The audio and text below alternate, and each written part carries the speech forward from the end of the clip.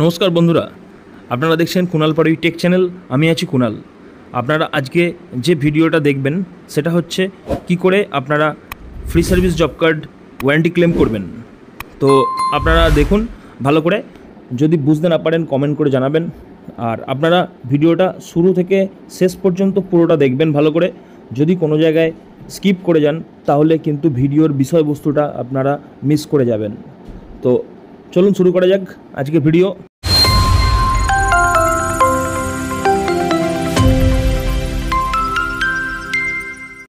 আমরা দেখব একটা জব কার্ড ইনভয়েস করার পর কি করতে হয়।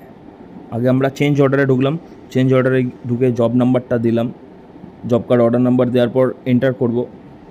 এন্টার করার পরে ফাইনাল চেক ডান যাব। ফাইনাল চেক ডানের পরে ক্রিয়েট বিলিং করব।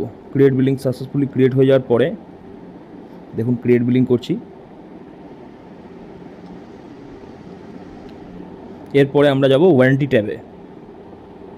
এখানে দেখুন জব আইটেম ওয়ারেন্টি ট্যাব আছে, আমরা ওয়ারেন্টি ট্যাবে যাব।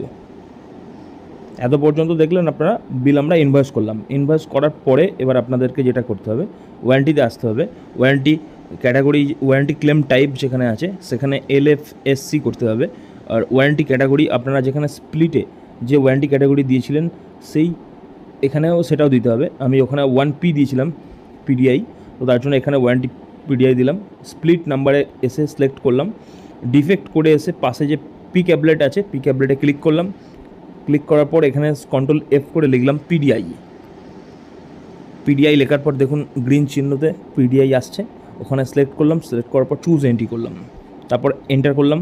এন্টার করার পর সিমটম কোড এখানে পাশে পি ক্যাবলেটে ক্লিক করলাম। ক্লিক করে এখানে ফ্রি সার্ভিস বলে লেখা আছে দেখুন একদম ওপরে, ফ্রি সার্ভিসটা সিলেক্ট করলাম এবং চুজ এন্ট্রি করলাম। তারপরে এন্টার করলাম। এন্টার করার পরে দেখুন এখানে একটা ট্যাব খুলে গেল নিচে, ওয়ারেন্টি কেস। এখানে এসে সিলেক্ট করলাম। সিলেক্ট করার পর দেখুন এখানে যে এখানে ওয়ারেন্টি ক্রিয়েট ওয়ারেন্টি ক্লেম এই যে বটনটা আছে ওখানে প্রেস করে দিলাম। প্রেস করার পরে আমাকে এখানে দেখুন আসছে এই জব কার্ডটার যে টাইম ছিল, টাইম সর্বোচ্চ টাইম পেরিয়ে গিয়েছিলো, তার জন্য এই পপ আপটা এসেছে। তো এখানে দেখুন ওকে করে দিয়েছি যখন, তখন এখানে ক্লেম নাম্বার জেনারেট হয়ে গেছে। এবার আমি ক্লেম নাম্বারের ওপর ক্লিক করলাম। ক্লিক করার পরে এখানে গ্রিন চিহ্ন সিগন্যাল আসছে, এখানে এক্সিকিউট করলাম। এটাকে এক্সিকিউট করার পর দেখুন এখানে ঢুকে গেলাম ওয়ারেন্টি ডিসপ্লে ওয়ারেন্টি ক্লেম। এখানে এসে আপনাকে ফিল আপ করতে হবে। এখানে দেখুন একদম বাঁ দিকে দেখুন একদম কর্নারে দেখুন একটা চশমার মতো চিহ্ন দেখা যাচ্ছে, ওখানে ওটা হচ্ছে ডিসপ্লে চেঞ্জ ওয়ারেন্টি। আমাকে ওখানে ক্লিক করতে হবে। তার আগে আমি ক্লেম নাম্বারটা কপি করে নিচ্ছি। যদি আপনারা ক্লেম নাম্বার কপি করে রাখতে চান তো তাহলে ক্লেম নাম্বার কপি করে রাখবেন এখানে। তো আমি অলরেডি কপি করে নিয়েছি বলে আর আমি এখানে দেখালাম না। এখানে দেখুন যে ডিসপ্লে অ্যান্ড চেঞ্জ বাটন আছে ওখানে ক্লিক করছি।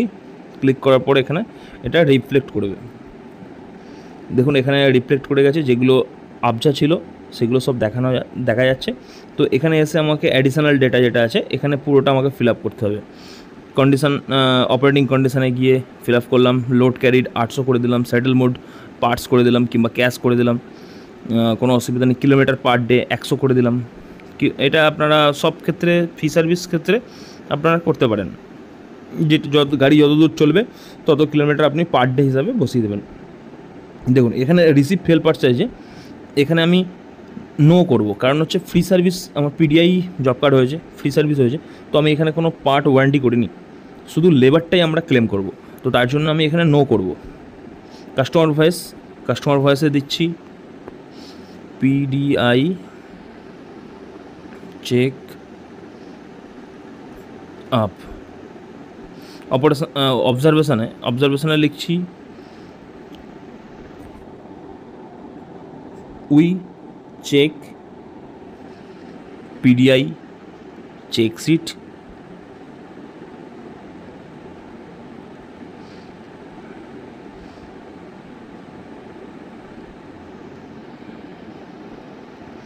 full check sheet and found okay. Cause ফেলিয়ারে লিখলাম কজ ফেলিয়ার কী কারণের জন্য এটা ফেলিয়ার হয়েছে। যেহেতু এটা কোনো ফেলিয়ারই নয়, তো এটা শুধু অনলি ফর ফ্রি সার্ভিস, তো তার জন্য এখানে কোনো ফর্মালিটি করার দরকার নেই। শুধু এখানে খালি লিখে দেবেন যেটা অ্যাকচুয়াল হয়েছে, যেটা আপনারা চেক করেছেন সেটা লিখবেন। এখানে লিখবেন ফাউন্ড ওকে লিখতে পারেন, আমি লিখলাম ফাউন্ড ওকে। অ্যাকশান টেকেন লিখে দিলাম পিডিআই চেক আপ ডান।